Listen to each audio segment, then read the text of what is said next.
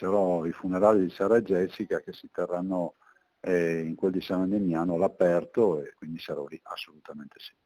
Non è solo un segno di vicinanza, ma un forte messaggio istituzionale, quello del presidente del Veneto Luca Zaia, che domani porterà il suo cordoglio ai familiari di Sara e Jessica, le due ragazze travolte e uccise sulla 28. È un fatto che ha sconvolto la nostra comunità, queste due giovanissime ragazze che perdono la vita, delle quali una delle due è mamma di due bambini piccolissimi, e poi tutto quello che ne è conseguito, dagli arresti domiciliari al responsabile anche alla situazione insomma, di una comunità che vive con ansia il futuro di queste due bimbe. Tanto è vero che io ho già annunciato 2 volte la raccolta di fondi, vedo che insomma, ci sono donazioni, spero che incrementeremo ancora di più.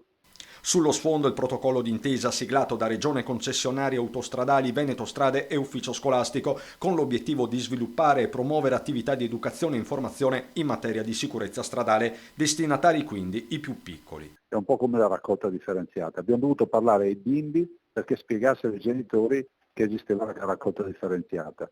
Ed è altrettanto vero che dobbiamo partire dalle scuole, cosa che si è fatta anche in passato facendo appunto lezioni di sicurezza stradale a ragazzi che non avevano neanche l'età della patente.